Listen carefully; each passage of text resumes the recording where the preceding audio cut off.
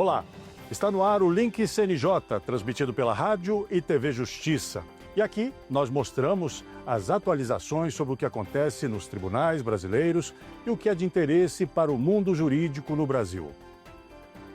Em discussão, o combate ao bullying e ao cyberbullying no país. O Brasil criou uma ampla legislação a respeito de bullying, a Lei 13.185 de 2015 e a 13.277 do ano seguinte instituíram, respectivamente, o Programa de Combate e o Dia Nacional de Combate a essa prática.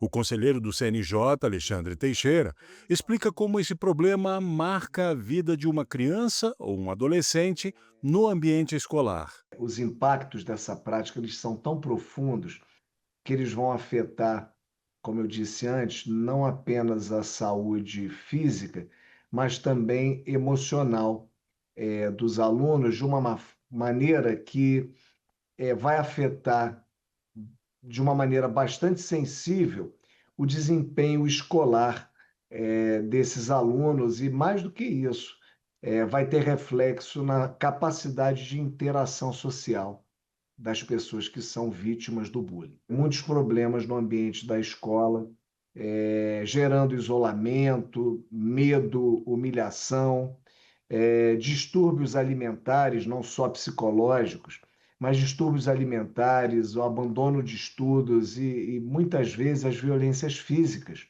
A lei mais importante chegou em 2024, a 14.811, que tipificou o bullying e o cyberbullying como crimes no Código Penal brasileiro, com reclusão de 2 a 4 anos. Para evitar esse aspecto punitivo, é preciso que a escola e a sociedade fiquem vigilantes. De acordo com a pesquisa sobre o assunto, as causas do bullying estão no dia a dia. Segundo essa revista, essa pesquisa da Pense, em primeiro lugar, uma forte correlação entre a violência vivida em casa, na comunidade ou escola e o comportamento violento dos adolescentes que, de fato, se apresentam como violentos e têm esse tipo de comportamento. Em segundo lugar, que os adolescentes que experimentam violência em qualquer contexto tendem a agir de forma mais agressiva ou violenta nas suas interações escolares.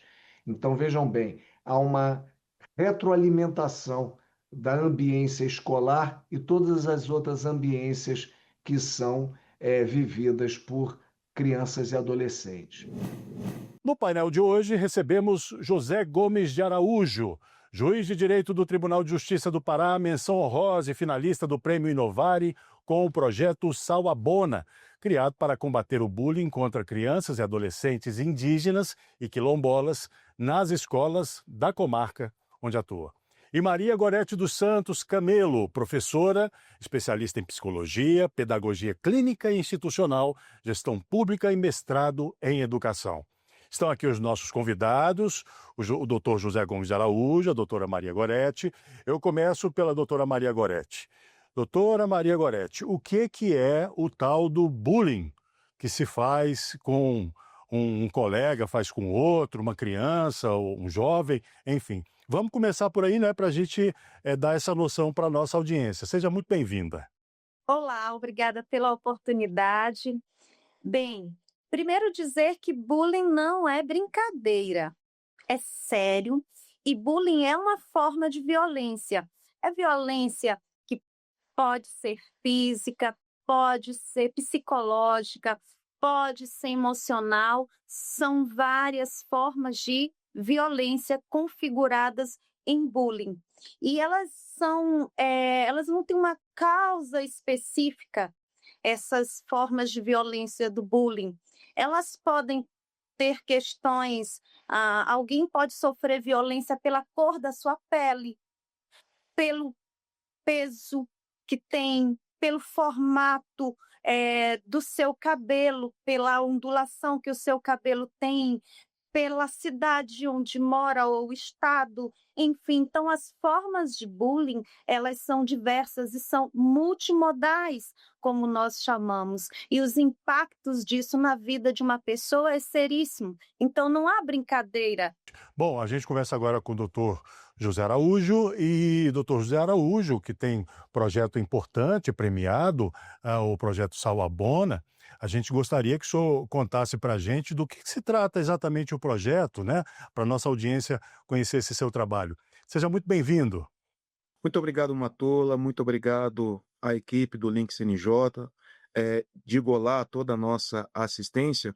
E antes de nós passarmos ao projeto propriamente dito, permitam-me que eu explique a palavra Sawubona. Sawubona é uma palavra falada na África que significa eu te respeito, eu te valorizo, você é importante para mim. Essa palavra, ela surgiu em um contexto em que nós estávamos desenvolvendo um outro projeto em uma comunidade quilombola do município de Oriximiná, em que as lideranças nos passaram que quando seus filhos, crianças e adolescentes, saíam da comunidade e iam até a cidade para estudar, sofriam preconceito racial através de preconceito recreativo, racismo recreativo, bullying dos mais diversos tipos no ambiente escolar, e foi aí que nós desenvolvemos esse projeto justamente para ensinar um pouco de respeito às crianças e informar também e explicar também como é prejudicial o bullying no ambiente.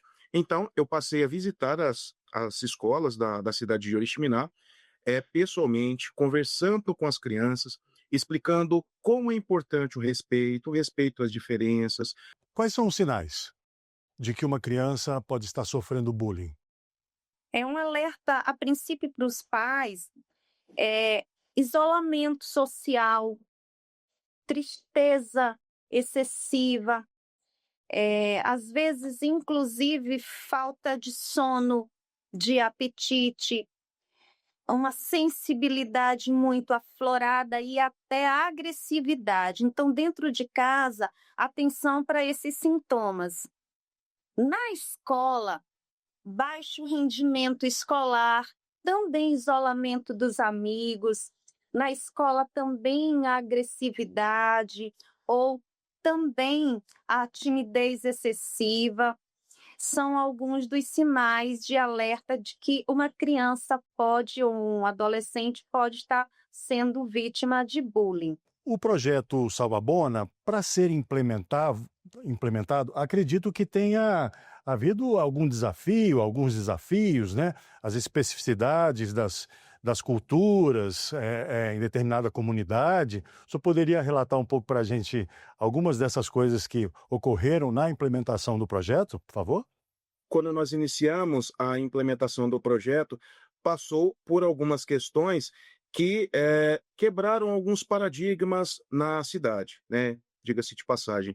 Nós estávamos em uma cidade em que era muito difícil um juiz comparecer até as escolas, então esse primeiro impacto de um juiz estar dentro de uma escola falando sobre respeito, isso já levou uma determinada mensagem àquelas crianças.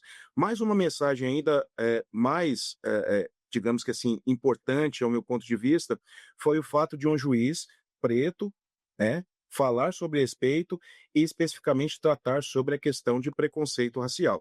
Preconceito racial que eu, quando na minha idade escolar, também sofri, então eu entendo exatamente o que aquelas crianças efetivamente vivenciam no ambiente escolar.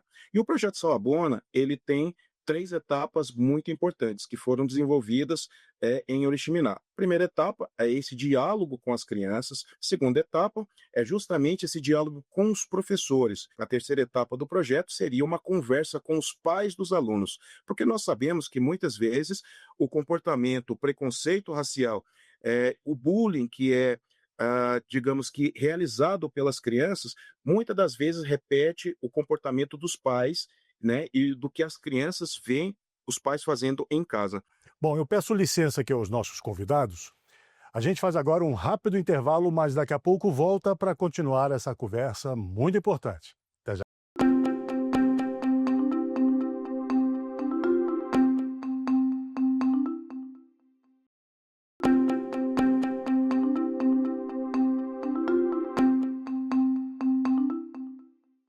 Estamos de volta com o Link CNJ, transmitido pela Rádio e TV Justiça. Hoje conversamos sobre o combate ao bullying e ao cyberbullying. E para esta conversa, estamos recebendo Maria Gorete dos Santos Camelo, professora, especialista em psicologia, pedagogia clínica e institucional, gestão pública e mestrado em educação. E José Gomes de Araújo, juiz de direito do Tribunal de Justiça do Pará, menção honrosa e finalista do Prêmio Inovari com o projeto Sauabona, criado para combater o bullying contra crianças e adolescentes indígenas e quilombolas nas escolas da comarca.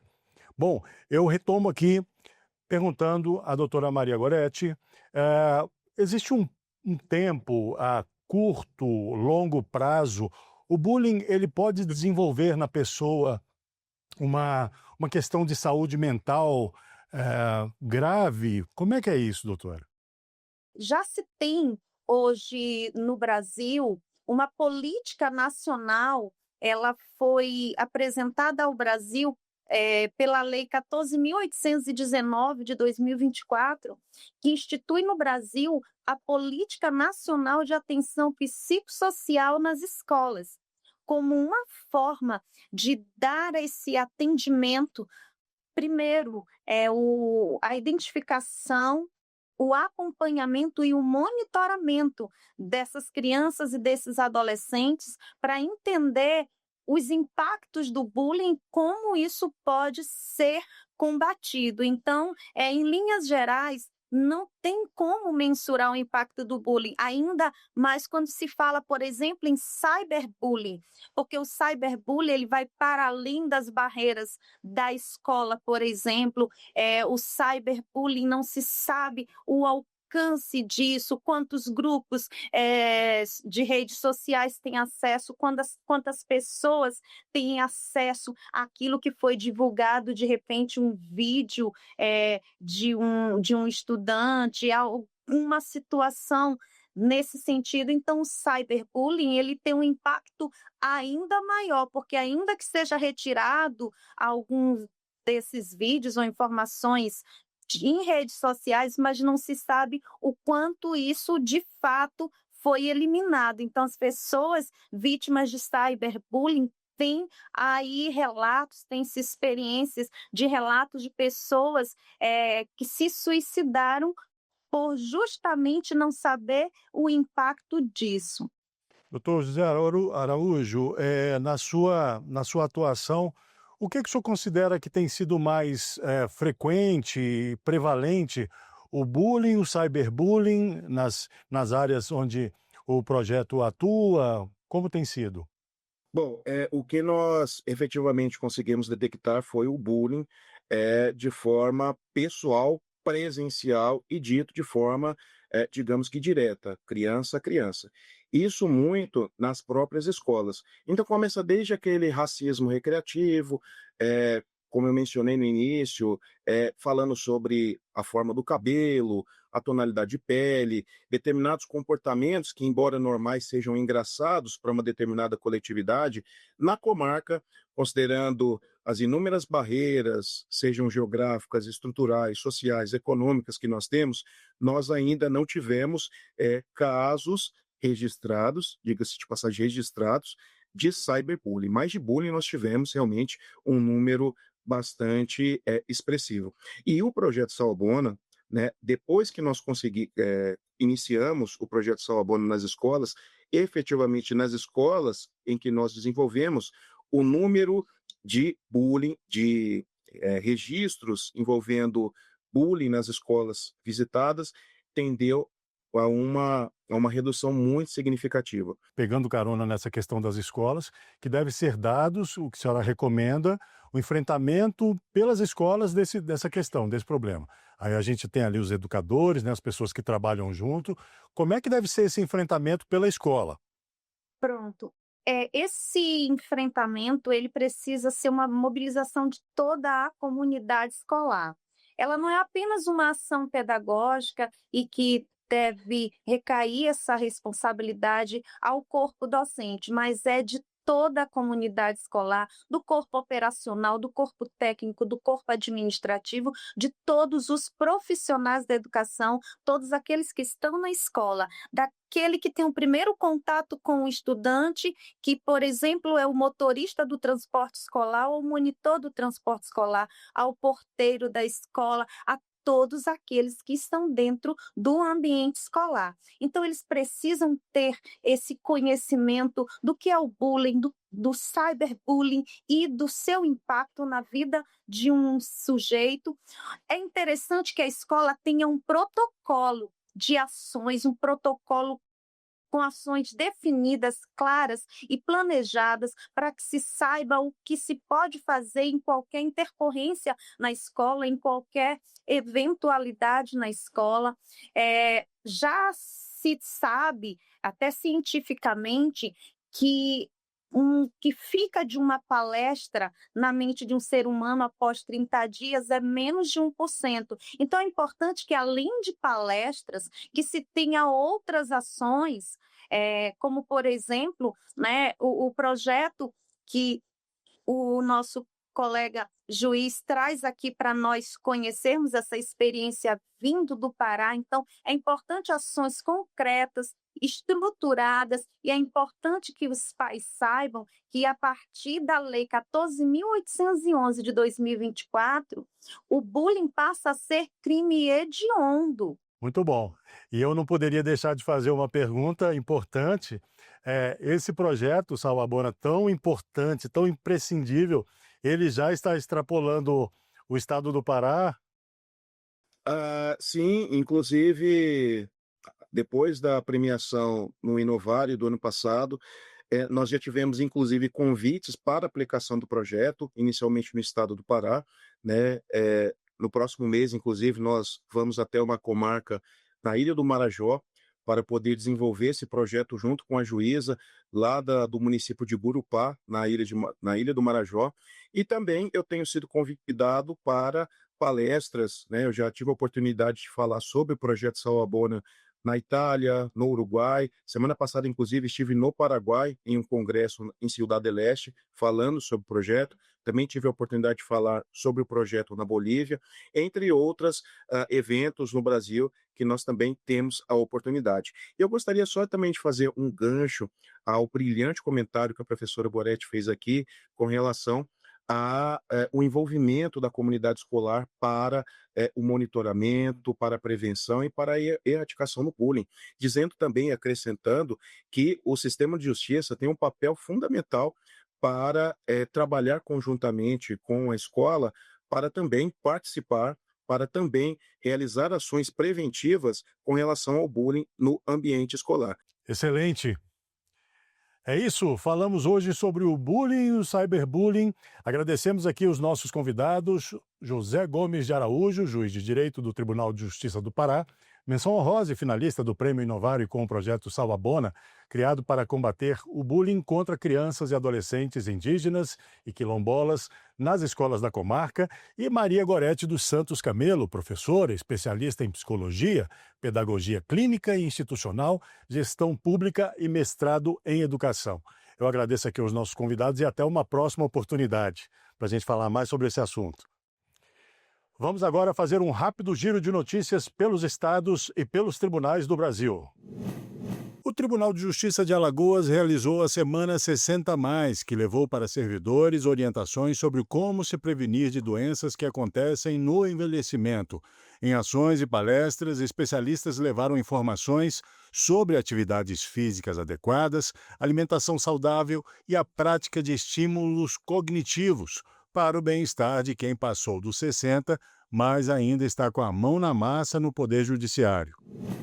O Conselho Nacional de Justiça publicou uma galeria de fotografias que apresenta o compromisso do Brasil com a garantia de direitos fundamentais. As imagens mostram a proteção à igualdade, à cidadania, o acesso à justiça e à diversidade social no país. A ação faz parte da celebração de 37 anos de existência da Constituição Federal de 1988. A Coordenadoria da Mulher do Tribunal de Justiça de Sergipe, em parceria com a Secretaria de Políticas para Mulheres de Aracaju, iniciou a capacitação de profissionais do tribunal que vão atuar como facilitadores nos grupos reflexivos, do qual vão participar autores de violência doméstica que chegam ao Poder Judiciário. Os grupos reflexivos hoje já fazem parte de uma política pública do município de Aracaju, atendendo a uma demanda antiga. Chegou a hora de acompanhar algumas das postagens que marcaram a semana nas redes sociais do CNJ.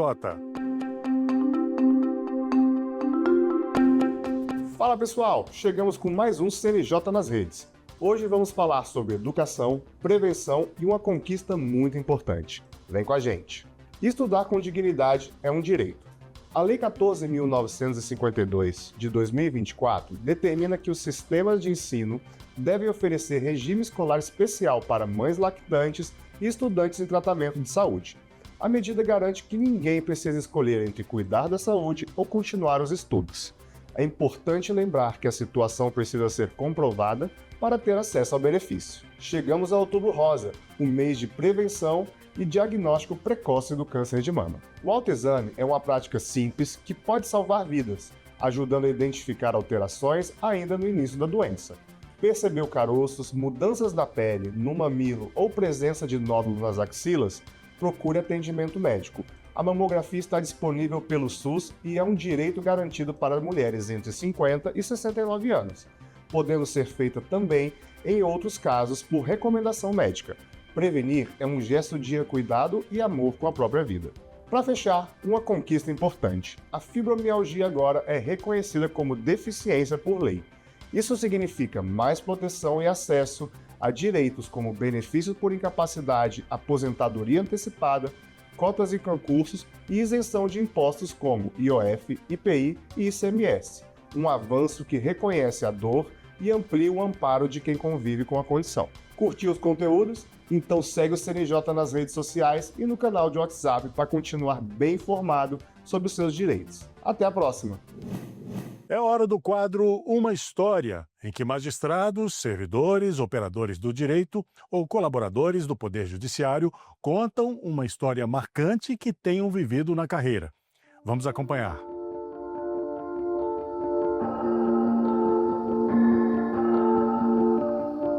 Meu nome é Eduardo Dalfabro, sou delegado de polícia. Atualmente ocupo o cargo de delegado-chefe adjunto da Delegacia de Repressão aos Crimes Cibernéticos da Polícia Civil do Distrito Federal.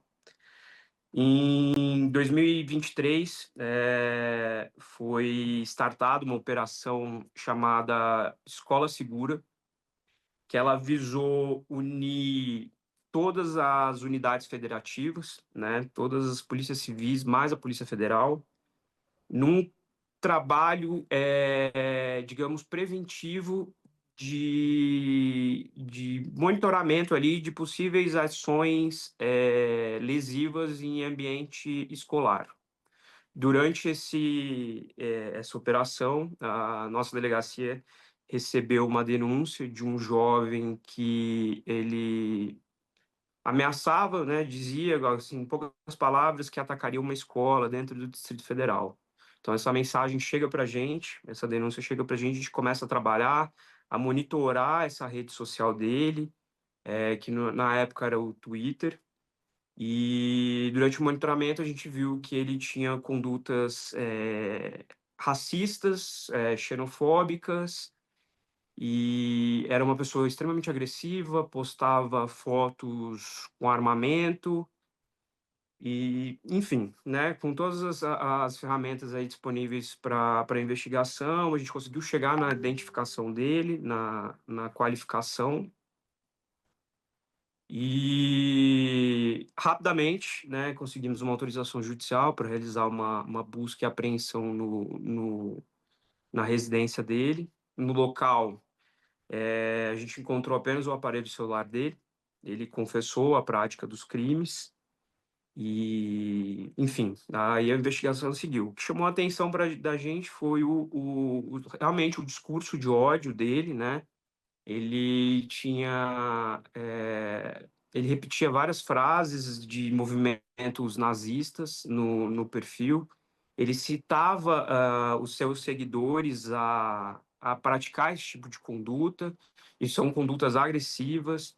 Ele citava também questões relacionadas à origem de pessoas dentro do país, né, que ele dizia que pessoas localizadas no norte e nordeste do país não deviam frequentar o sul. E o que, o que era engraçado é que realmente a família dele era a família nordestina, ele era uma pessoa negra, e no meio disso tudo a gente ainda descobre que ele praticou um homicídio quando ele tinha 16 anos, então há 5 anos da investigação. Esse homicídio envolveu o marido da avó dele, e ele acaba confessando isso nas redes sociais. Então, todo ato criminoso que ele praticava ou que ele praticou estava relacionado ali à internet. Então, tudo ele descrevia nas redes sociais. E depois que a gente consegue efetuar a prisão dele, vimos que ele tinha outro perfis. Então, esses perfis funcionavam como um diário dele na vida criminosa, né? Ele, durante a oitiva, ele não demonstrou em nenhum momento um arrependimento. Ele é convicto nessas opiniões dele. E você perguntando, assim, né, ele foi questionado qual a razão de realizar essa divulgação na internet. Ele falou que era única e exclusivamente para ganhar seguidores, que era isso que importava para ele hoje, era o maior número de seguidores. E teve um caso, assim, durante esse cumprimento de mandado, um dia antes do cumprimento, ele fez o vazamento dos laudos periciais do acidente da cantora Marília Mendonça, né? Então, ao final ali, ele foi indiciado pelo crime de racismo, uso de documento falso, porque ele também usava um documento falso, para tentar evitar aí uma ação policial, e por vilipêndio de cadáver. O processo correu de forma muito rápida. Em 5 meses, o juiz sentenciou e ele foi condenado a uma pena superior de 10 anos. O Link CNJ chega ao fim. Agradeço a você que esteve conosco até agora na rádio e na TV Justiça. Lembre-se, você pode acompanhar o Link CNJ e toda a nossa programação por meio do aplicativo TV Justiça Mais. Até o próximo programa.